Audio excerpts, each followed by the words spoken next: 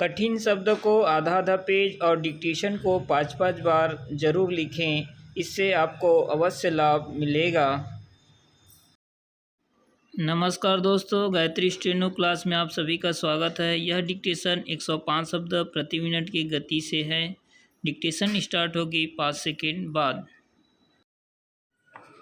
लिखिए, अपलार्थी ने दिल्ली स्थित लेडी हार्डिंग मेडिकल कॉलेज में दिनांक 24/8/2007 को 12:30 बजे एक बालिका शिशु को जन्म दिया था। अभियोजन का मामला था कि शिशु को अपलार्थी को उसी दिन 4:30 बजे नर्स के द्वारा सौंपा गया था और उसके बाद मात्र इसलिए कि शिशु एक बालिका थी, अपलार्थी ने उसकी गला दबाकर हत्या कर दिया।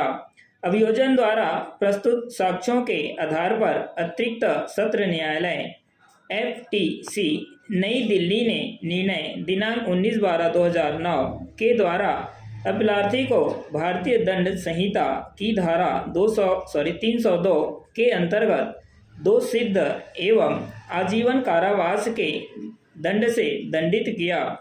अपील पर उच्च न्यायालय दिल्ली ने भी अपेक्षित निर्णय दिनांक 13/3/2010 के द्वारा विचारण न्यायालय के निर्णय की पुष्टि करते हुए अपील निरस्त कर दिया।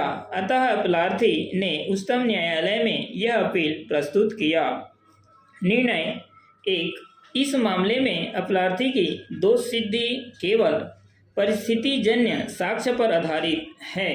विचारण न्यायालय ने केवल 2 नर्सों PW8 और PW9 के साक्ष्यों पर विश्वास व्यक्त किया है कि शिशु को 4:30 बजे अपलार्थी को सौंप दिया गया था और 6:30 बजे बालिका मृत पाई गई थी।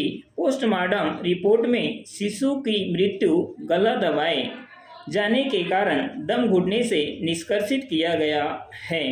अपलार्थी के पति PW7 ने साक्ष्य दिया कि उसने अपनी पत्नी अपलार्थी के प्रसव के लिए दिनांक 24/8/2007 को लेडी हार्डिंग हॉस्पिटल में भर्ती किया था और उसी दिन उसने 12 बजे एक बालिका शिशु को जन्म दिया। उस समय प्रसव कक्ष से नर्स ने बुलाया था और शिशु को उसे दिखाया। उस समय शिशु का आंख बंद था, किंतु उसमें हलचल नहीं था और वह रो नहीं रही थी। उस समय बच्चे के नाक पर लाल निशान था।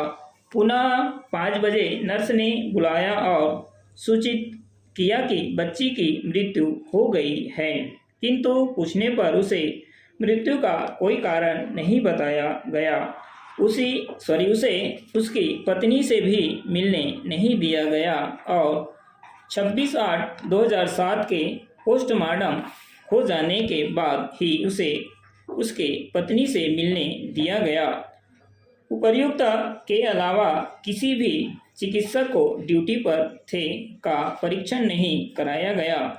PW8 और 9 ने यह भी साक्ष्य दिया कि बच्ची को इंक्यूबेटर में ऑक्सीजन मास्क लगाकर रखा गया था। दूसरा, उपर्युक्त के अलावा अभिलेख पर अपलार्थी के विरुद्ध कोई साक्ष्य नहीं है। PW7 ने साक्ष्य दिया है कि उसके भाई के 3 पुत्रियां हैं और उसे स्वयं 5 वर्ष का एक पुत्र है और वे पति पत्नी एक पुत्री की ही कामना कर रहे थे। अतः यह धारणा बनाया जाना न्यायोचित नहीं होगा कि अपलार्थी माँ ने मात्र शिशु के पुत्री होने के कारण ही उसकी गला घोंटकर हत्या कर दिया, विशेषकर तब जबकि बेहोशी की दवा के कारण वह बेहोशी के प्रभाव में थी।